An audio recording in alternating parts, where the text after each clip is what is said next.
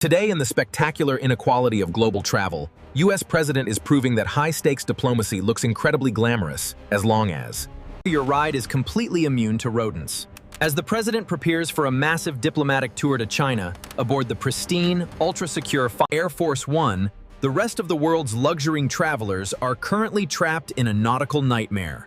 While US President brags about locking in historic economic deals and reshaping international relations, everyday citizens are watching their expensive cruise ship vacations degenerate into floating Petri dishes, surrounded by health inspectors wielding industrial bleach. According to White House briefings, US President is aggressively pushing a narrative of a global dominance, setting up critical negotiations regarding trade, tariffs, and Iranian sanctions before his highly publicized arrival in Beijing. Meanwhile, the international maritime tourism sector is paralyzed by hantavirus containment protocols, with European and American ports forcing commercial luxury liners holds.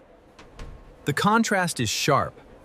The executive branch operates in a sterilized billion-dollar bubble of tax class is left navigating the terrifying reality of imported pathogens and ruined summer holidays. The economic divide showcased by these travel conditions is a massive headache for the tourism industry.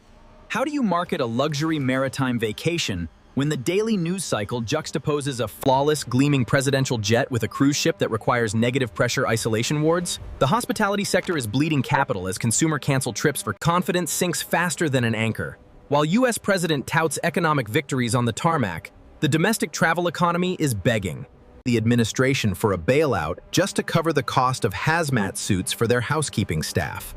The cinematic transition between these two worlds is absolutely brutal. The camera opens on the sleek, silver fuselage of Air Force One gleaming in the sun. Secret Service agents stand perfectly still as US President walks up the red-carpeted stairs, waving confidently to the press pool, completely isolated from the chaos of the common man. Smash cut to a luxury cruise terminal in Miami.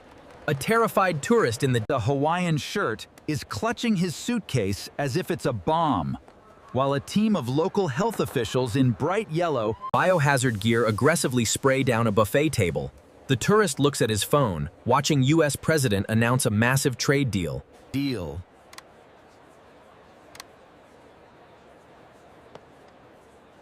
And mutters, international relations are a lot easier to manage when you aren't worried about catching a virus from the minibar. In 2026, the ultimate flex of geopolitical power isn't signing a treaty, it's flying on a plane that doesn't require a rat trap.